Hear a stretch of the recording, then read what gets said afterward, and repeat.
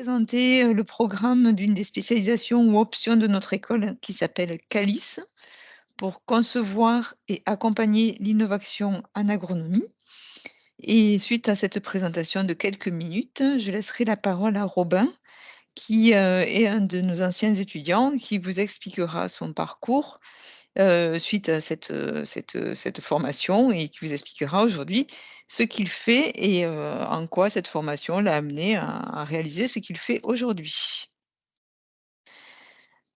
Alors, cette, spécialisation ou option, en fait, aujourd'hui, elle a pour principal objectif de répondre à un contexte ou un enjeu majeur de notre société, qui est en fait de faire évoluer les pratiques agricoles et notamment celles autour des productions végétales, donc au sens très large, hein, j'y reviendrai tout à l'heure, afin de trouver et d'appliquer des pratiques et des productions qui permettront d'alimenter le monde de demain. Et en fait, ces modes de production, ils doivent être beaucoup plus respectueux des femmes et des hommes, des animaux, mais aussi des ressources naturelles. Donc notre objectif, il est assez ambitieux, mais en fait, il est tout à fait en accord avec les attentes de notre société aujourd'hui, en accord avec les attentes du monde agricole qui a pris conscience de ces enjeux majeurs et il est aussi en accord avec, les envies, les motivations, des jeunes aujourd'hui, qui est de contribuer à ces évolutions pour, demain avoir des aliments sains, produits dans des conditions satisfaisantes. Donc l'option, cette spécialisation est centrée sur les productions végétales, c'est-à-dire qu'on va s'intéresser à tout ce qu'on peut faire pousser, donc au sein des agroécosystèmes, que ce soit des cultures annuelles telles que, par exemple, du blé ou du maïs, mais aussi des plantes pérennes. Alors, je parlerai rapidement de la prairie, mais, je laisserai Robin exprimer peut-être, plus de choses là-dessus. Ou alors des cultures, telles que les vergers, la viticulture et on aborde aussi quelques éléments, quelques approches en maraîchage. Les disciplines qui seront mobilisées dans cette formation, ben, en fait, on peut en citer au moins 4. Évidemment, nous sommes centrés sur des approches de biologie, biologie et physiologie des végétaux. Donc on est quand même, dans cet objectif de former, d'accompagner les étudiants, les élèves, ou les apprenants à acquérir des connaissances, suffisantes pour, maîtriser le développement des couverts végétaux. On mobilise aussi, et de plus en plus des compétences en écologie et puis, il y a tout un champ disciplinaire autour des sols, que ce soit par rapport à des approches d'activités biologiques dans les sols ou des approches plus liées, aux évolutions de sols, par rapport donc à ces questions de fertilité. Et puis, aujourd'hui, nous sommes conscients qu'on peut avoir de très bonnes idées en agronomie, sans que pour, autant, ces bonnes idées, soient mobilisées sur le terrain par les acteurs. Et donc, on est tout à fait conscient que nos étudiants doivent être, armés avec un certain nombre de compétences en sciences humaines et sociales qui vont leur permettre, en fait, de travailler avec les acteurs de terrain, de les accompagner dans leur changement de pratique et de faire évoluer donc, réellement ce qui peut se passer, dans le monde agricole, mais aussi dans le monde, autour de l'agriculture au sens large. Alors, on a organisé notre formation en 4 volets que je vais vous expliquer tout de suite, mais je voulais quand même revenir sur, les pratiques pédagogiques qu'on mobilise dans notre formation. C'est essentiellement des pratiques pédagogiques, de la pédagogie par projet. C'est-à-dire que donc, dans notre formation, il y a une partie de tronc commun et puis de spécialisation où les étudiants, travaillent sur beaucoup en cours magistraux. Dans cette dernière partie de la formation, les étudiants sont souvent amenés à travailler en groupe et ont, des objectifs définis dans des projets ou dans des diagnostics, qui sont souvent, proposés par des professionnels. Donc, ils ont en charge de mettre en œuvre tout ce qu'il faut pour répondre à ce projet. Donc, on considère que ces pratiques pédagogiques ont différents intérêts, notamment d'être en capacité de mobiliser différents outils et connaissances, mais aussi donc d'avoir une première approche professionnelle qui sera évidemment renforcée par la période de stage de fin d'études. Donc, les étudiants vont travailler souvent en groupe, que ce soit dans la réalisation d'analyses de données, et on va mobiliser différents outils, d'analyse de données, que ce soit de l'analyse statistique, des outils de simulation, de modélisation, voire de tout ce qui est autour de l'analyse spatiale, des SIG. Mais les étudiants seront amenés aussi régulièrement à aller sur le terrain, alors soit à la rencontre des acteurs, donc ça peut être des agriculteurs, ça peut être différents conseillers, donc il y a différents acteurs possibles. Et donc sur le terrain, parfois aussi, ils sont amenés donc à recueillir des échantillons et à réaliser, de l'expérimentation ou des mesures en laboratoire, puisque nous sommes équipés à l'école d'un laboratoire qui permet un certain nombre d'observations et de mesures scientifiques. Donc les 4 grandes disciplines que nous avons définies comme étant nécessaires de faire acquérir à nos étudiants, quelle que soit en fait leur origine, hein, qu'ils soient, déjà, familiarisés avec le monde agricole ou qu'ils n'aient aucune expérience dans ce monde-là. Donc, on va leur proposer déjà d'être capables de réaliser un diagnostic agronomique, pour répondre donc à des questions en lien avec les processus agroécologiques. Donc, les étudiants, par exemple, ont à réaliser, des diagnostics sur l'effet de pratiques. Par exemple, on peut citer, des pratiques de non-travail du sol ou, par exemple, cette année, ils ont pour objectif de faire un diagnostic, de vulnérabilité du milieu par rapport, au changement climatique et donc ils réalisent un certain nombre d'observations et de quantification dans cet objectif-là. La 2e grande compétence que l'on souhaite faire acquérir à nos étudiants, c'est, la capacité à développer une démarche scientifique ou expérimentale, c'est-à-dire d'être capable de porter un projet scientifique autour des couverts végétaux. Donc, là, notre façon de faire, là aussi, c'est de les mettre en situation. Donc ils ont à concevoir et à réaliser une expérimentation qui leur permettra de répondre à une problématique scientifique. Et là, comme je vous l'ai dit, souvent on mobilise, des outils de laboratoire, pour mener à bien ce travail-là. Ils peuvent être aussi être accompagnés par des experts, des chercheurs dans cet objectif-là. On a tout un volet qui concerne l'innovation. L'innovation au sens très large parce que, nous pensons que l'agriculture et notamment dans le monde des productions végétales, du végétal, doit évoluer et doit être en capacité, d'intégrer, soit de nouveaux outils, soit de nouvelles façons de faire, soit pourquoi pas de nouveaux couverts végétaux ou de nouvelles pratiques permettant de les faire, pousser. Donc il y a tout un volet autour de l'innovation. Qu'est-ce que c'est qu'une innovation?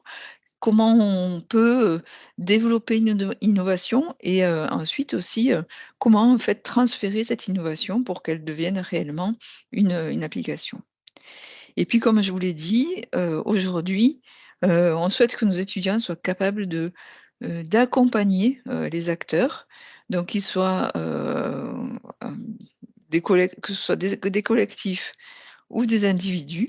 Donc l'idée, c'est vraiment d'avoir un certain nombre d'outils, de méthodes pour, diffuser les savoirs et savoir interagir avec différents types d'acteurs.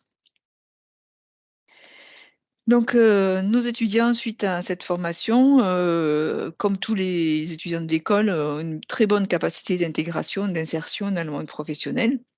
Donc ça, c'est plutôt une très bonne nouvelle puisque, ils sont rapidement opérationnels et rapidement intégrés dans le monde professionnel et en fait, on a une diversité de structures, qui peuvent proposer des activités.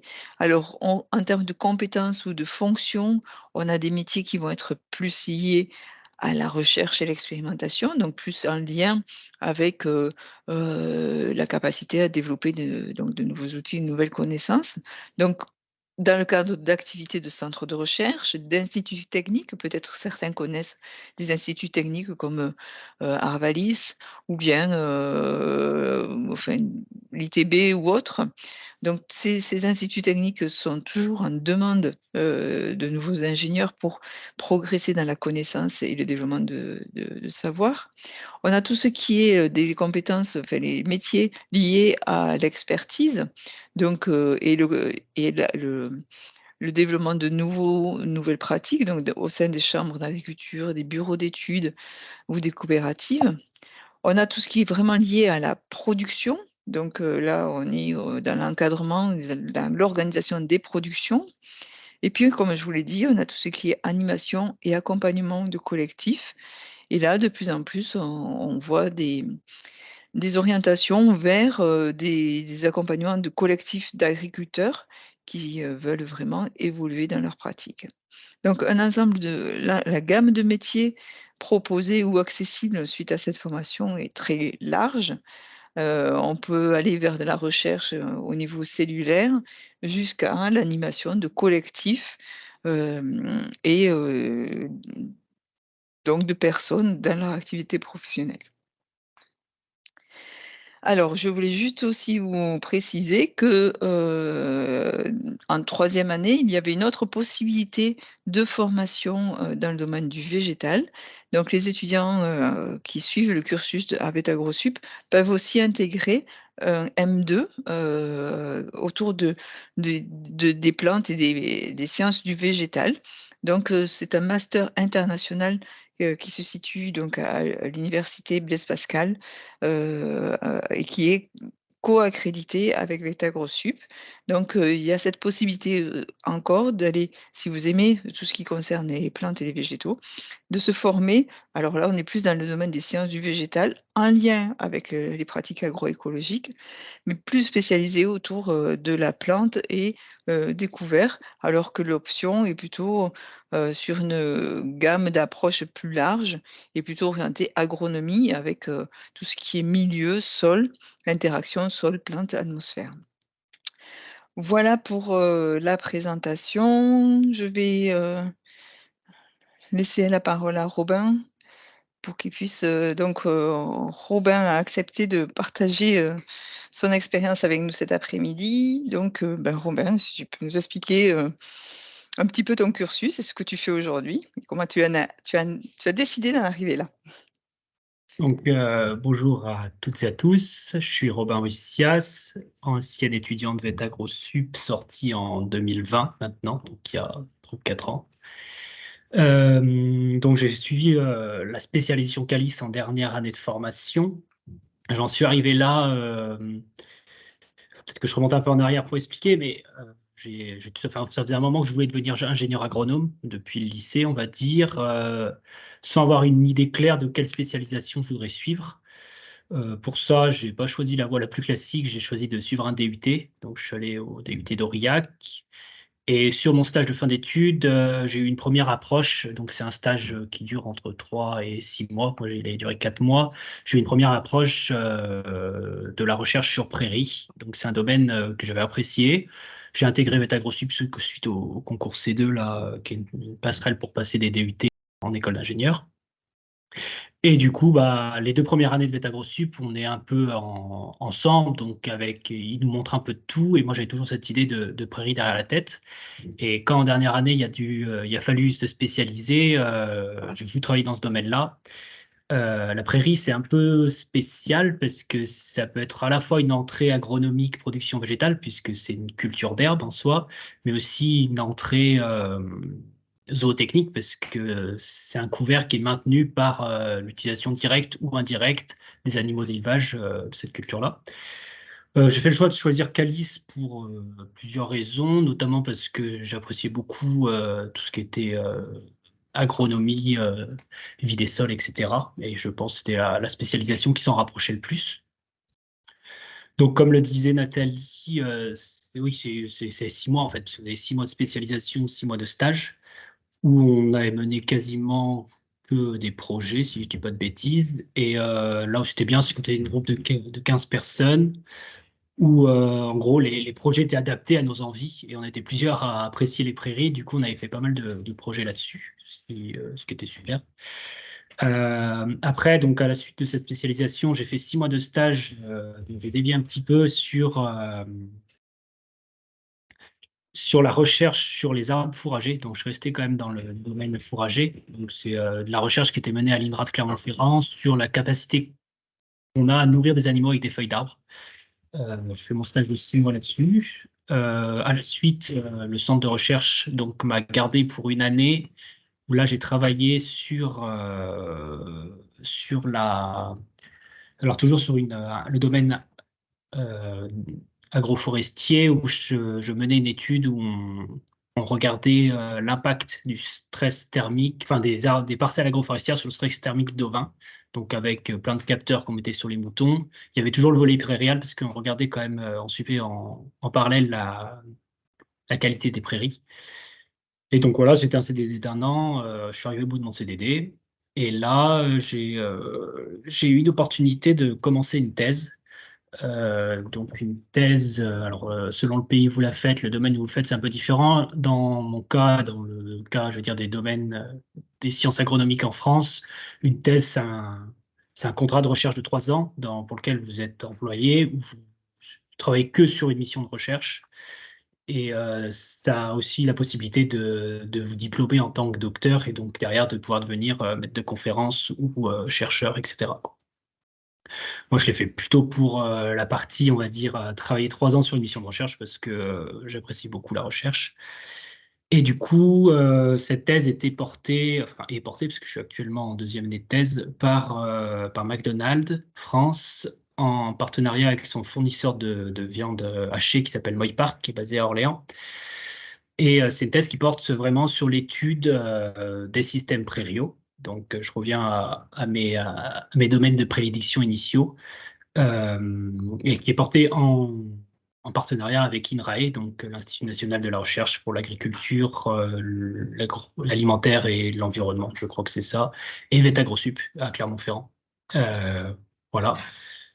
Euh, donc c'est une thèse, pour commencer, où on compare 3 méthodes de faire pâturer de l'herbe à des animaux, donc qui sont plus ou moins complexes, et on regarde d'un point de vue multi-critères. C'est-à-dire qu'on ne s'intéresse pas que sur un critère. C'est un peu ce qui est novateur, c'est qu'on regarde à la fois le stockage de carbone, mais aussi la performance des animaux, la qualité de l'herbe, sa capacité à se renouveler sur plusieurs années, etc. Et pour en revenir à Calice, enfin, c'est un projet de thèse où ça me demande des compétences en recherche, bien sûr, parce que ça reste une thèse de recherche, mais aussi en animation de projet, puisque c'est un projet qui est mené chez 18 éleveurs. Donc, en fait, il y a des moments de travail où c'est de l'animation de réseau, parce que quand on fait la recherche chez des éleveurs, c'est pas comme quand on le fait dans une station expérimentale où il y a des gens qui sont payés pour faire les mesures. Là, les éleveurs, c'est pas leur métier premier. Il faut toujours être là pour qu'ils soient motivés pour le projet. Et eux, ils sont pas là que pour faire de la création de données, ils sont là pour avoir des retours, etc. Donc il y a tout un volet qui est autre que la recherche, qui est toute cette animation qui est hyper intéressante aussi à mener et pas si simple que ça. Donc voilà. Et puis bien sûr, il y a tout le côté recherche où j'ai eu quelques brides données par la formation, notamment sur les sols, puisqu'on a un gros volet stockage de carbone et ce stockage de carbone, c'est de l'étude de sol. Donc, voilà ce que je pouvais dire sur où j'en suis aujourd'hui. Il va me rester un an là avant la fin de la thèse et voilà. Ouais. Peut-être que ce qu'on peut dire, Robin, c'est dire 2 mots aussi des autres, puisque tu es resté en contact avec beaucoup d'étudiants qui sont passés dans l'option. Moi, je veux te dire que d'après les retours que j'ai des anciens étudiants, la plupart donc, sont dans des métiers qui sont souvent des métiers d'action, hein, des métiers, où, soit l'interface avec le monde agricole, soit avec l'expérimentation. Donc on est, dans des approches où, il y a pas une journée qui ressemble à l'autre, hein, et au fil des saisons, au fil du temps, les activités évoluent et on a enfin, notamment dans les personnes qui étaient avec toi en promotion, on a une diversité de métiers. On a aussi, notamment une des collègues qui, a monté son entreprise. Voilà, donc on a plein de possibilités, si tu veux dire 2 mots là-dessus? Ouais, totalement. Mais ça, c'est je pense propre à l'ingénieur agronome. C'est que c'est pas un métier typique, enfin strict. C'est que quand vous faites une formation ingénieur, c'est ce qui est génial d'ailleurs cette formation, c'est que vous pouvez à la fois travailler chez Danone, à la fois enfin sur de l'agroalimentaire.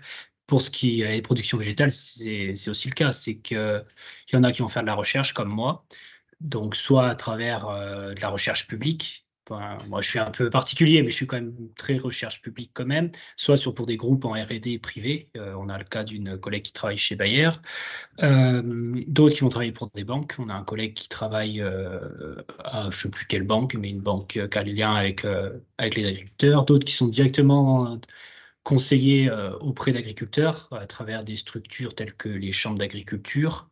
Il y en a qui s'installent en agriculteur aussi.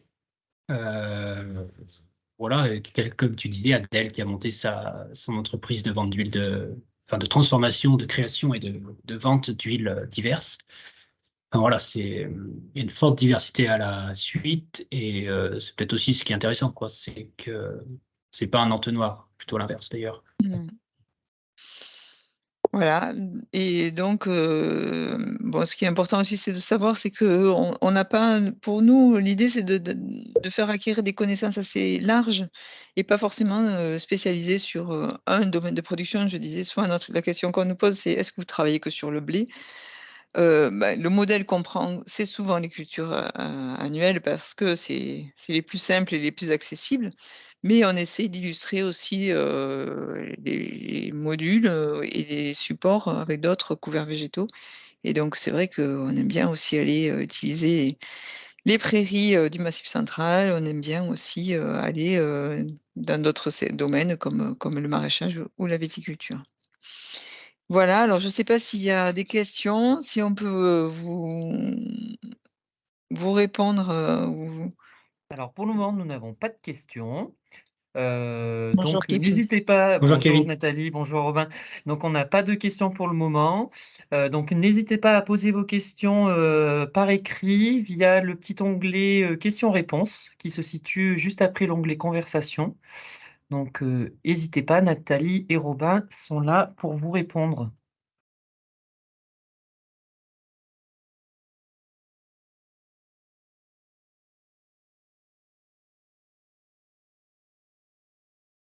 Bon, mais je pense qu'on a été très, très clair.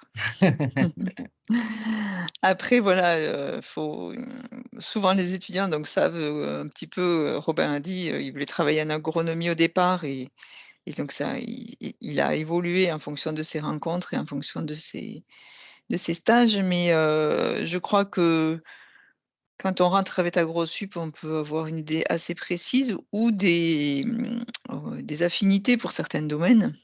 Nous, il est clair que si on aime, s'intéresser aux végétaux, au sol, voilà, on est plutôt le secteur qui pourra répondre ou vous permettre d'approfondir, vos connaissances dans ce secteur-là et puis, après, il y a possibilité aussi d'évoluer au cours de la formation avec AgroSup. On peut rentrer en ayant envie de faire, des productions végétales et au final, se dire qu'une spécialisation, dans une option plus en lien avec, le marketing ou le commerce vous intéresse plus, il y a aucun souci par rapport à ça et on essaie d'accompagner les étudiants dans leur choix pour qu'ils en fait, ils soient le plus enfin, à même de répondre après à leurs objectifs. Mais c'est très ouvert, c'est très, très ouvert et c'est pour ça qu'on parle surtout de compétences puisqu'en fait après, vous allez surtout mobiliser des compétences et des savoir-faire, pour, mener à bien vos activités professionnelles. Voilà. Ouais, et puis des Alors, nous avons une bifurcations.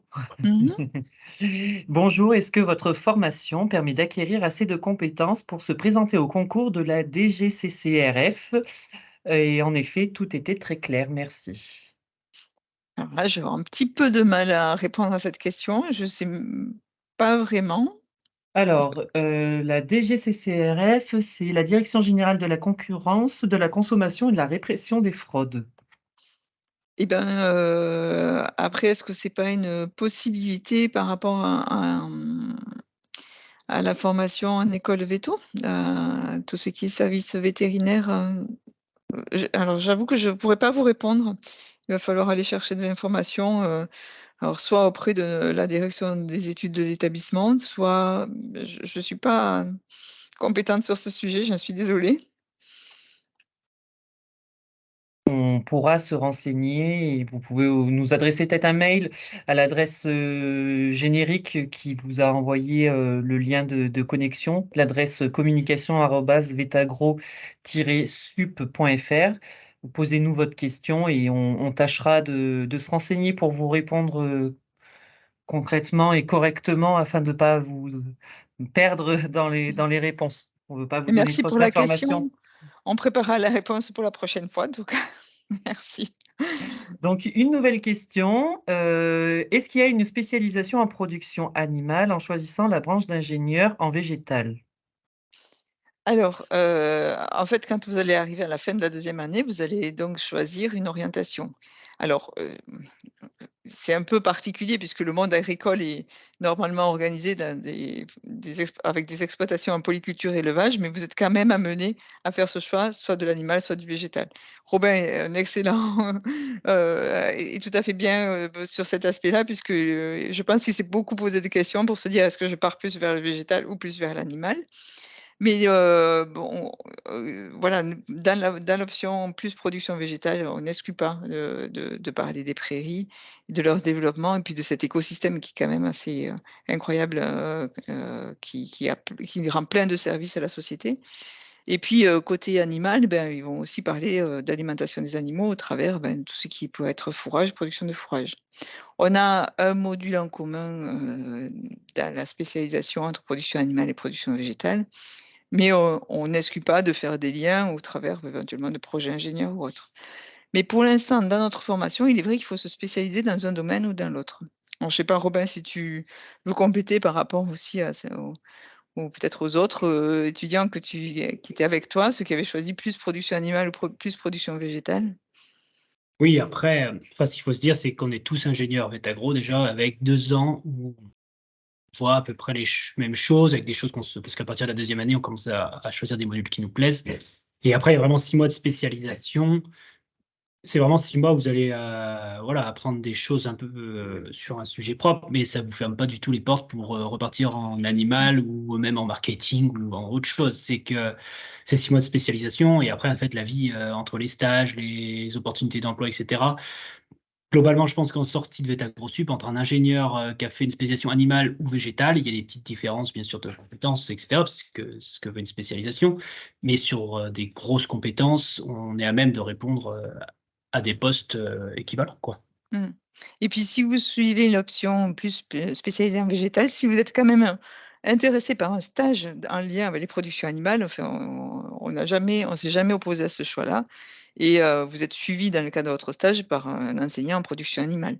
Donc c'est à vous de définir un peu votre trajectoire de formation et d'aller chercher tout ce dont vous avez besoin et d'évoluer avec, les connaissances qui vous semblent intéressantes d'acquérir. Une nouvelle question. Comment se passent les admissions pour le master international, Plant Science? Mais en fait, quand, les étudiants donc c'est un master qui est co-accrédité, donc ça veut dire que si vous suivez cette formation en M2, vous allez, avoir le niveau master et le niveau ingénieur. Et en fait, donc quand les étudiants vont choisir leur orientation en spécialisation ou option, ils peuvent donc demander à partir un master. Alors, pour l'instant, les étudiants qui font ce choix-là, sont admis. Il n'y a pas eu de filtre ou de barrière, par rapport à la formation ingénieur. je pense que ça restera très ouvert. Donc, un étudiant qui fait cette demande, en général, n'a pas de problème d'admission dans ce master. Donc, c'est au moment du choix de spécialisation que se fait la candidature. Donc, il doit y avoir un dossier de candidature à remplir par la suite, mais c'est considéré comme étant une 3e année possible pour nos étudiants. Et ensuite, le stage de fin d'études, donc le stage de Master M2, donc est géré avec, par l'équipe qui est en charge de l'animation de ce master. Très bien. Eh ben, on arrive au terme de la conférence. Pas d'autres questions pour le moment. Nathalie, je voulais te remercier. Robin, je te remercie également, voilà, pour Merci votre beaucoup, Robin. présence à tous les Pas de deux. souci. Et puis, je vous laisse peut-être conclure sur un mot de la fin. Et sinon, je souhaite un bon week-end à tous. Ah, il y a peut-être une dernière question, et ce sera peut-être la dernière qu'on prendra. Peut-on réaliser un semestre à l'étranger en étant en alternance, ou cela est remplacé par la mobilité internationale comprise dans le cursus en apprentissage? Alors, pour l'instant, les étudiants en alternance, le problème, c'est que quand les étudiants sont en alternance, ils ne sont pas dans l'entreprise et pas à l'école. Donc en fait, pour l'instant, ils ont leur mobilité, obligatoire, mais qui est sur une période inférieure à un semestre. Il faudrait que et c'est souvent sur le temps d'entreprise.